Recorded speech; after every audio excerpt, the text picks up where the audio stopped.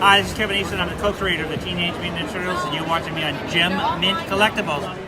What's going on, everybody? GemMint here, back with another recent reads. Today we're going to review the Last Ronin hardcover, which collects all 5 issues. Now, I do want to say this is going to be heavy spoilers. As soon as we get to those overhead shots, you're going to know everything that went down in this story. So if you don't want to be spoiled, get out of here and buy this. This is a modern day classic. It's probably one of the best self-contained little mini-series that I've read in a long time. With that being said, I did pick this up from Organic Price Books. Big shout out to them. Make sure to check out organicpricebooks.com if you're looking for any collected editions, whether that be omnibus, absolutes, or library deluxe editions. Also, make sure to follow them on Whatnot. They do a lot of in-stock and out-of-print Whatnot sales, so check them out on there. Basically, the only critique I ever had of this book was it took so long to come out from issue to issue. I think it took over a year for 5 issues to come out, and I always said I wanted to read this front to back as it was intended, and I was able to do that with this book. Let's go ahead and do some overhead shots and go through the story. All right, guys, so here is the front of the hardcover. Shares the cover for issue 1. We have the creative team on the front: Kevin Eastman, Peter Laird, Tom Waltz, Esau and Isaac Escorza, Ben Bishop, and Luis Antonio Delgado. Here is a look at the spine for the Last Ronin. And here is the back. So, who is the Last Ronin? That was the thing. We didn't know who or which turtle this would be, and it's only given to us at the end of issue 1. So here's a brief synopsis. This post-apocalyptic future in New York City. It's been taken over by the Shredder's grandson, and we'll dive deep into that in this book. It has a $30 cover price for these 5 issues, which I'll just say right now is well worth it. Got the red cover page, the Last Ronin. Here's some more credits.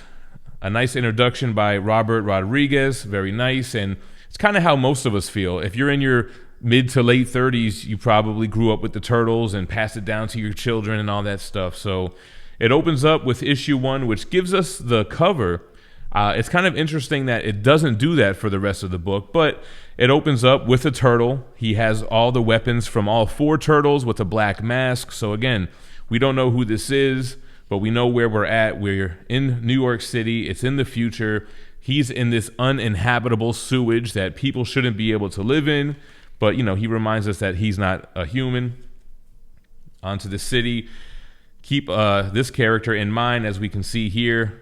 The Last Ronin steals her bike to try to make his way for his last hurrah, his last mission to attack the tower that houses his enemy. So we'll get to all that. Great artwork here. This is more of that futuristic look. He's fighting these cyber ninjas. I think they call them Sinjas. Here we go. So we got the Last Ronin doing his turtle stuff, and he already looks bigger, bulkier. He's older. We find out that this is 16 years from the last Turtles battle, which we'll talk about a little bit more, but flying cars, futuristic stuff. The Last Ronin is trying to make his way to the tower however way he can. And then here we have Oroku Hiroto, which is the grandson of the Shredder and the son of Kairi. Is that how you say her name? So that is going to be the main villain for this story. Back to our hero here, making his way to the tower, trying to attack Hiroto head on. Now, I don't want to say his name yet. We'll say it once we see it. But he's fighting his way through the tower and ends up kind of getting himself thrown out the window. But he manages to break his fall somehow. They kind of touch on it a little bit in here on how his older state has quicker healing, I guess. Again, this character is going to come back and play a major role here. We see that Hiroto has his mother in kind of a cryogenic state here. Now, this is where things get interesting, right? It almost seems like throughout this whole issue that the turtle is talking to his brothers. We don't know which turtle this is, but it's kind of weird the way they're talking to him, right? You almost get the vibe right away that they're ghosts or they're in his mind. So, you know, we get clarification here, all the weapons out, that this is the last turtle and he's going to perform harakiri because of his failure. But he gets interrupted by that girl from earlier. So we're going to find out who she is shortly. This is like a dream sequence, which kind of plays a part throughout the story as well, where all the brothers are together in their original lair. He wakes up to an older April O'Neil who calls him Michelangelo, asks him who he's talking to. So already it's very touching and heartfelt, man. Michelangelo is the last living turtle. He's talking to his brothers while he's out on missions, and it'll continue for the next few issues. Now, the only complaint I ever had about this book is how long it took to come out, issue to issue. And it's such a shame because they literally flow right into each other. It almost seems like it was meant to be read as a graphic novel. And I used to say during those new comic book day reviews, like, I would love to read this back to back, which, you know, we just did here. So now we're flashing back to the events that led to the death of Michelangelo's brothers. Here's Raphael. They got ambushed by the Foot. Splinter got hurt. And this seems to be April's version of it. She's thinking back to what happened during that time. You know, Casey Jones is there. Him and Raph want to go make sure Leo is okay. Leo was watching their rear, making sure everybody got, you know, back safely. April missing now a leg and a hand. She has these cybernetic enhancements, and we'll learn what event actually led to that. She's talking to Casey Jones's spirit as well, but kind of just, you know, looking at his mask and his bag of weapons. Here we have Michelangelo talking to his brothers. Pretty touching and sad. They argue with each other and stuff, but, you know, they're brothers. They love each other, obviously. Here's Raph going out, trying to get revenge for the ambush by the Foot, led by Karai, Shredder's daughter, Hiroto's mother. So Raphael tears through these guys, and it's very reminiscent of, like, Raph from the live-action movies, right? How he just takes on the full Foot Clan by himself. So then he has the fight with Karai. It's one-on-one. And he takes her, like, with a pile drive into the water. And you're reading this thinking, man, the turtle's got the advantage, but she stabs him in the chest. And this side right here represents the death of Raphael. So, man, pretty touching and crazy. Here's the full picture of it. And that's what happened to Raphael. So that's what we're going to get throughout this story as well. We're in the current times of the final battle, what led right up to it, with Michelangelo reuniting with April O'Neil. And then April O'Neil calls out to Casey, Michelangelo thinking it's Casey Jones, but it's actually their daughter, Casey Marie Jones, which is the biker chick from before that I said keep an eye on. So she'll play a role in here. And then we're moving over to Hiroto, Shredder's grandson, and how he's fighting and training. Very Kingpin style. You know, Kevin Eastman and Peter Laird, they're very into the Frank Millerisms, so that's what we're getting here. So April O'Neil and her daughter have been living in the Turtles' lair. Michelangelo has been gone for the past few years, and then we're going to get a little bit more as to where he's been in these flashbacks drawn by Kevin Eastman with such a distinct style. Basically, after the death and ambush that we'll talk about, you know, a little bit later on, he goes to Japan to find Splinter and Donatello, who were sent on a mission, which, again, we'll get into. And he basically went on, like, this soul-searching type of mission after that. So he has a journal, Splinter's journal, how he's been learning from, and eventually we'll teach Casey Marie Jones from that as well. This is important. So April O'Neil still has the head of Professor Honeycutt. Now, that was kind of one of the things that led to the final ambush. I mentioned an ambush. There was actually two. One that set off the chain of events and one that ended it. And the Honeycutt thing was the thing that really drew Baxter Stockman to them, to know where they were, to be able to land that killing blow on most of the Turtles.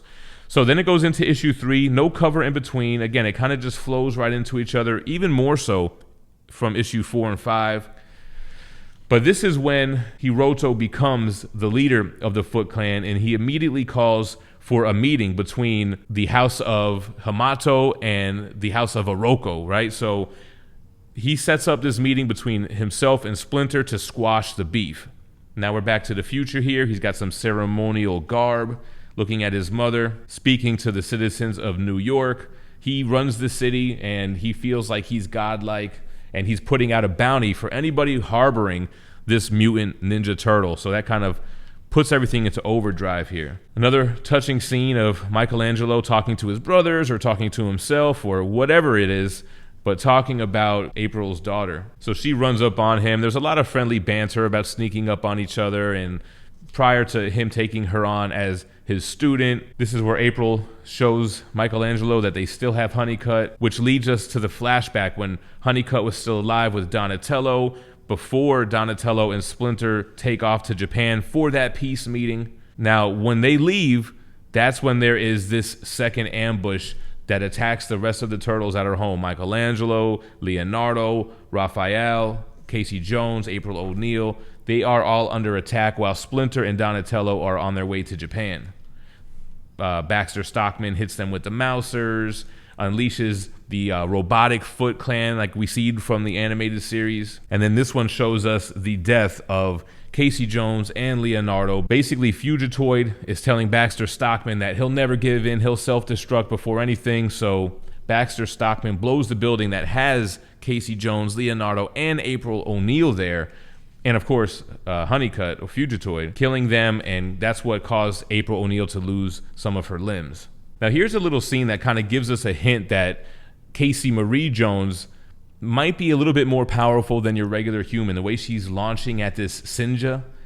So we'll talk about that in just a moment. April O'Neil getting vials of blood. She wants to study this advanced, not teenage mutant Ninja Turtle, adult Ninja Turtle. And then it's April O'Neil, her flashback of what happened after surviving that explosion, her being pregnant, going through therapy to learn how to walk again.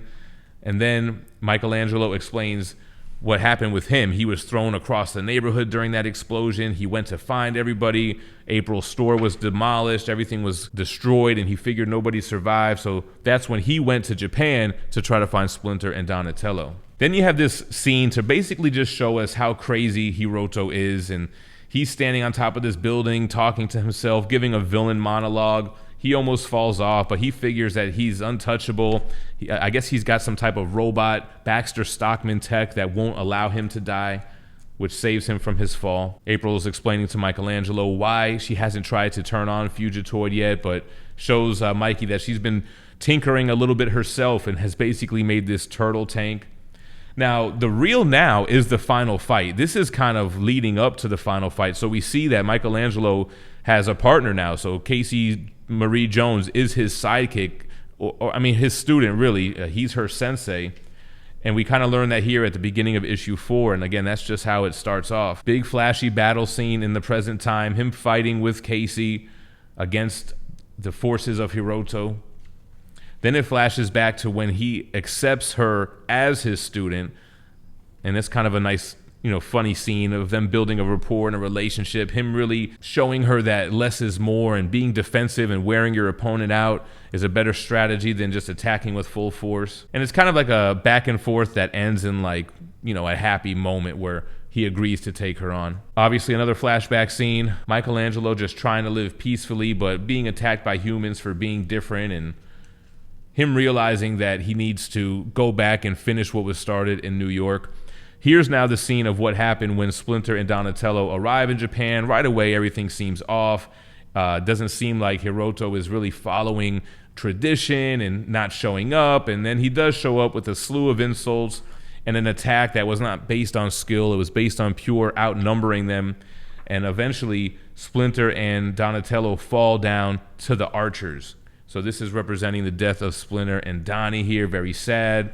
The allies on their end tell Michelangelo this story when he goes to travel and visits them. And I don't know why he looks like Elton John right here, but this is where they're telling him what happened and also catching up April O'Neil to where he went after that explosion. Back to the war, back to the present. What's going on? We're learning about the plan as the plan is happening type of thing, one of those tropes. And what's funny is what they're saying is going to happen doesn't happen. They have to call audibles and they have to make on-the-spot decisions, like running up to the turrets and taking them down manually, which wasn't part of the plan. April O'Neil does come through with the Fugitoid head with Professor Honeycutt. Now she puts him online, and when Baxter Stockman tries to take the head of Honeycutt, he basically gets eradicated, and Honeycutt is able to infect all of the computer systems with these nanites, shutting down all of those cyber ninjas, Sinjas, and giving them a way to actually infiltrate the tower and win.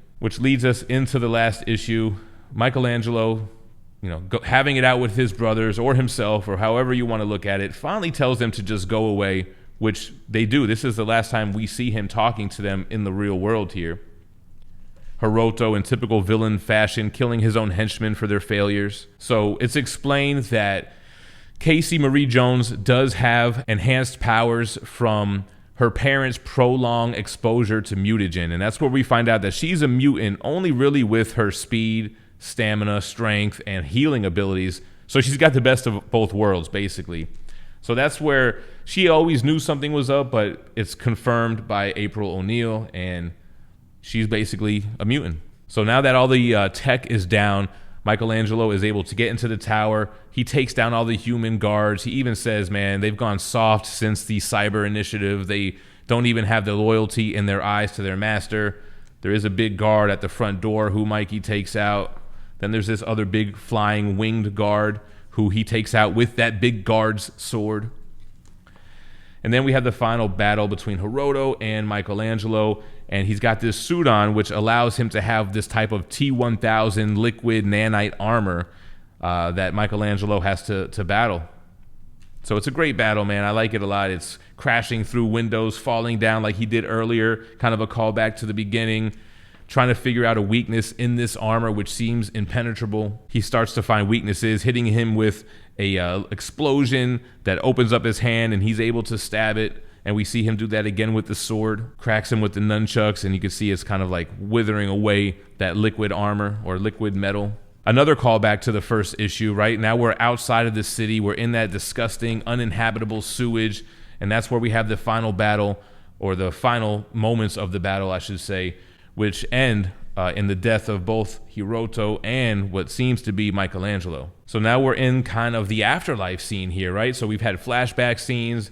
This has always felt like the afterlife or a dream where Michelangelo is with his brothers. This is kind of like they're in the lair, they're doing their training, everything is good. He feels like he's home. That's how it ends. It does have an epilogue where Casey Marie Jones is training, and she's working in the lab with her mother, and they are growing 4 more turtles. So it's left open-ended, like maybe they could be resurrected. That was something that they tackled early in the IDW series with resurrection and all that kind of stuff. So I really enjoyed this universe. There's an afterword by Kevin Eastman, which is very touching. He comes off as super humble, talking about issue 1 back in 1984 and kind of prepping for this story. And then it does have variant covers and the regular covers on the back here as well. I forget which is which.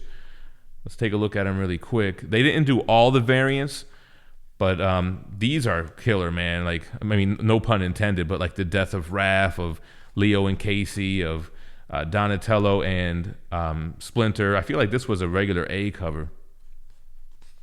You got some Last Ronin covers, Kevin Eastman with Justin Roiland. Kevin Eastman doing his best Frank Miller. Awesome Ben Harvey. And then the last one here by Ben Bishop. So let's go ahead and get into the final thoughts. All right, guys, and there you have it. So as you can tell, thoroughly enjoyed this. I like big, risk-taking type of stories. I don't want the status quo. Give me something new and different and make me feel some kind of emotion, which this book has all of. You got those heart-wrenching emotional moments between Michelangelo and his brothers, seeing how they passed away, even Splinter and Casey Jones. You do get the new character, Casey Marie Jones. Yes, she's a mutant, but looks like a human. But you know what? Whatever. It kind of makes sense that, you know, the exposure to mutants for your entire life could affect your pregnancy and your child. So I was totally cool with that. I like the epilogue. I want more of this futuristic universe. I want to see these 4 little baby turtles be resurrected as the original 4. But what's going on with Splinter? That's still kind of sad. Anyway, I absolutely love this. I thought the art was amazing. I thought it had a lot of heart, and I would like to see more surprises like this in the future. Let me know what you guys thought about The Last Ronin in the comments down below. As always, I appreciate you watching. Stay minty fresh. Peace.